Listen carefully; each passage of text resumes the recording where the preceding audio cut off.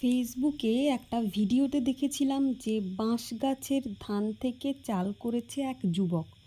তো সেটা দেখবার জন্য তার বাড়িতে প্রচুর ভিড় হয় এবং সেই বাঁশ গাছের ধান থেকে সেই যুবক নাকি চাল বের করে রীতিমতো তার থেকে ভাত করে খেয়েছেন। তো সেটা সেই রকমই একটা বাঁশঝাড় আমি দেখতে পেলাম, যেখানে এরকম ধানের মতো কিছু ফল দেখতে পেলাম।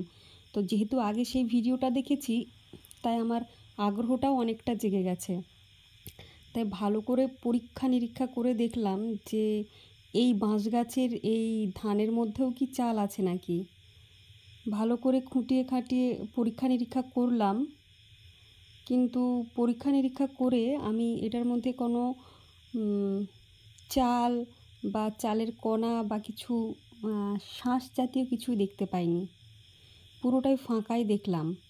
এটা কি কাঁচা বলে নাকি এটা একটু পুষ্ট হলে এরকম হয় জানি না, তবে ওই ভিডিওটাতে তো দেখে সবই সত্যিই মনে হলো।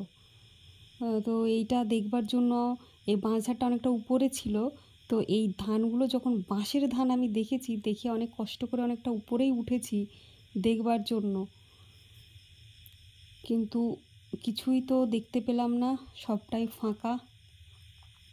এই যে দেখতে কিন্তু মনে হচ্ছে যে পুরো ধান, মানে বাঁশ গাছের মধ্যে ধান হয়ে আছে, দূর থেকে দেখলে সেরকমই মনে হচ্ছে। জানি না সে যুবক কি করে পেল, নাকি সেগুলো অন্য জাতীয় বাঁশ গাছ বা অন্য কিছু। ভালো করে দেখলে বোঝা যাবে যে পুরো ধানের মতো।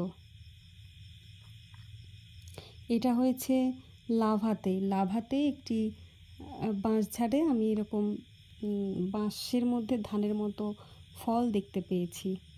তো দেখি